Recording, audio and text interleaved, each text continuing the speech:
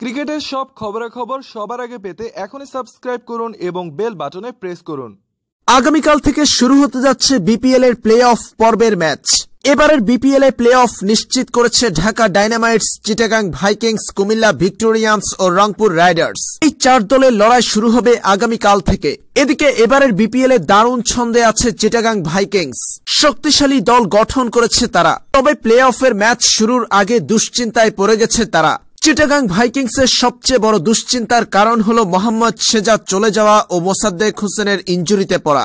2 তারকাকে আগামীকাল ঢাকা ডায়নামাইটসের বিপক্ষে দলে পাচ্ছে না তারা। অনুশীলনে ইনজুরিতে পড়েছেন মোসাদ্দেক, যার ফলে অনিশ্চিত ঢাকার বিপক্ষের ম্যাচ।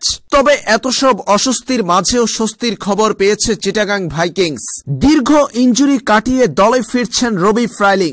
সাউথ আফ্রিকার এই অলরাউন্ডার চিটাগাং ভাইকিংসের এবারের আসরের সেরা বিদেশি তারকা। ব্যাটে বলে উজ্জ্বল তিনি। তার ইনজুরিতে দলে বেশ প্রভাব পড়েছিল। তবে এবার সুখবর পেয়েছে চিটাগাং ভাইকিংসের সমর্থকরা। ঢাকার বিপক্ষে বিধ্বংসী এই তারকাকে দলে পাচ্ছে চিটাগাং ভাইকিংস।